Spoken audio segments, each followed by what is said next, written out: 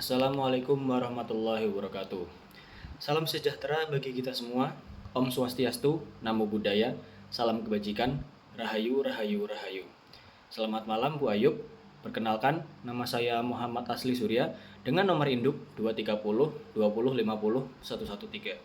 Saya adalah mahasiswa Universitas Negeri Semarang semester 4 dari program studi Sastra Inggris, Fakultas Bahasa dan Seni.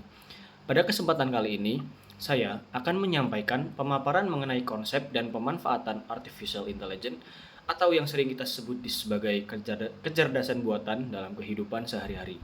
Saya berharap pemaparan kali ini bisa memberikan gambaran umum mengenai pentingnya pemahaman terhadap teknologi yang satu ini, serta bagaimana kita sebagai mahasiswa bisa meresponnya dengan bijak. Yang pertama, apa itu AI? Artificial Intelligence atau kecerdasan buatan merupakan cabang dari ilmu komputer yang berfokus pada pengembangan sistem atau perangkat lunak yang dapat melakukan tugas-tugas yang biasanya memerlukan kecerdasan dari manusia. Misalnya, memahami bahasa, memecahkan masalah, belajar dari pengalaman, dan membuat keputusan secara mandiri. Teknologi AI saat ini sudah menjadi bagian dari kehidupan kita sehari-hari. Kita mungkin tidak menyadarinya, tetapi hampir setiap hari kita berinteraksi dengan sistem AI ini, baik secara membuka media sosial, menerima rekomendasi lagu atau video, menggunakan asisten suara seperti Google Assistant, hingga ketika kita berbelanja online dan melihat produk-produk yang direkomendasikannya. Yang menarik dari AI ini adalah kemampuannya untuk terus berkembang seiring bertambahnya data dan kemajuan komputasi. Serta sistem AI modern ini mampu menganalisis data dalam jumlah yang sangat cepat dan akurat, sehingga dapat membantu manusia dalam mengambil keputusan yang lebih baik. Yang kedua, jenis-jenis AI. Secara umum, AI dibagi menjadi beberapa jenis berdasarkan tingkat kecerdasannya. Yang pertama, ada yang disebut sebagai Artificial Narrow Intelligence atau ANI. Ini adalah bentuk AI yang hanya dirancang untuk melakukan satu tugas tertentu.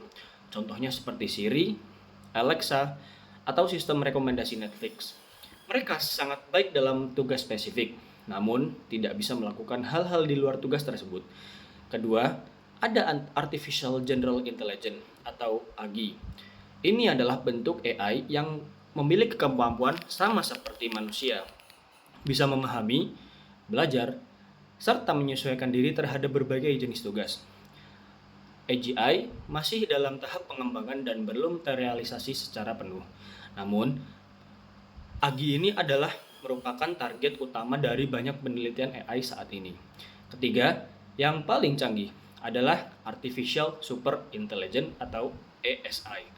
Ini adalah AI yang kecerdasannya melampaui kecerdasan manusia dalam segala bidang. ASI ini masih bersifat teoritis dan seringkali menjadi topik diskusi di kalangan ilmuwan dan filsuf mengenai etika, keamanan, dan masa depan umat manusia. Yang ketiga, komponen dan teknologi pendukung AI. Dalam menciptakan sistem AI, terdapat beberapa komponen teknologi penting yang menjadi fondasinya. Yang pertama, ada machine learning, yaitu metode yang memungkinkan komputer untuk belajar dari data tanpa harus diprogram secara eksplisit. Semakin banyak data yang dimiliki, semakin akurat pula prediksi yang dapat dibuat oleh sistem tersebut. Yang kedua, ada deep learning. Ini adalah bagian dari machine learning yang menggunakan sistem jaringan saraf tiruan atau artificial neural networks yang meniru cara kerja otak manusia. Deep learning sangat efektif dalam mengenali suara, gambar, dan pola yang kompleks. Yang ketiga, ada Natural Language Processing atau NLP. NLP memungkinkan komputer memahami, menafsirkan, serta merespon bahasa manusia secara alami. Contoh penerapannya adalah chatbot, Google Translate, dan tentu saja ChatGPT. Selain itu, ada juga teknologi seperti computer vision untuk pengolahan gambar serta reinforcement learning yang memungkinkan AI belajar dari pengalaman seperti dalam pelatihan robot atau kendaraan otonom. Yang keempat, ada pemanfaatan AI di berbagai bidang. AI tidak hanya hadir dalam dunia teknologi, tapi telah merambah ke berbagai sektor kehidupan. Di dunia pendidikan sendiri, AI dapat membantu menciptakan pembelajaran yang personal dan adaptif. Sistem AI yang dapat menyesuaikan materi berdasarkan kebutuhan siswa, memberikan umpan balik langsung, dan membantu guru dalam menilai pemahaman siswa secara lebih akurat. Di bidang kesehatan, AI digunakan dalam membantu dokter untuk mendiagnosis penyakit, menganalisis hasil radiologi, serta merancang obat. AI juga diterapkan dalam pengelolaan rumah sakit dan sistem informasi medis yang lebih efisien. Dalam industri dan manufaktur, AI dimanfaatkan untuk mengotomatisasi proses produksi, memantau kualitas barang, dan meningkatkan efisiensi kerja. Sementara itu, di sektor transportasi sendiri, AI digunakan dalam pengembangan mobil tanpa sopir dan pengaturan lalu lintas berbasis sensor. Dalam dunia hiburan dan media, AI digunakan untuk menghasilkan musik, menyunting video yang otomatis, serta memberikan rekomendasi konten sesuai dengan preferensi penggunanya. Bahkan, dalam layanan publik dan pemerintahan, AI mulai digunakan untuk membantu pengambilan keputusan berbasis data, mempercepat layanan administrasi, hingga mendeteksi tindak kejahatan atau korupsi melalui analisis data besar. Bagian kelima ataupun yang terakhir yaitu manfaat dan tantangan AI. AI membawa banyak manfaat seperti meningkatkan efisiensi, mengurangi kesalahan manusia, mempercepat pengolahan data, dan membuka peluang baru dalam riset dan inovasi. Dengan AI ini, banyak pekerjaan yang bisa dilakukan dengan lebih cepat dan akurat. Namun demikian, AI juga menghadirkan tantangan besar. Salah satu yang paling sering dibahas adalah potensi pergantian tenaga kerja manusia oleh mesin. Banyak pekerjaan yang dulunya dilakukan manusia, kini dapat dilakukan oleh sistem otomatis.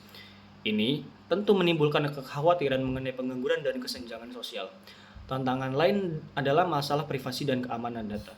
Sistem AI memerlukan data dalam jumlah yang sangat besar, dan jika data itu tidak dilindungi dengan baik, maka bisa disalahgunakan.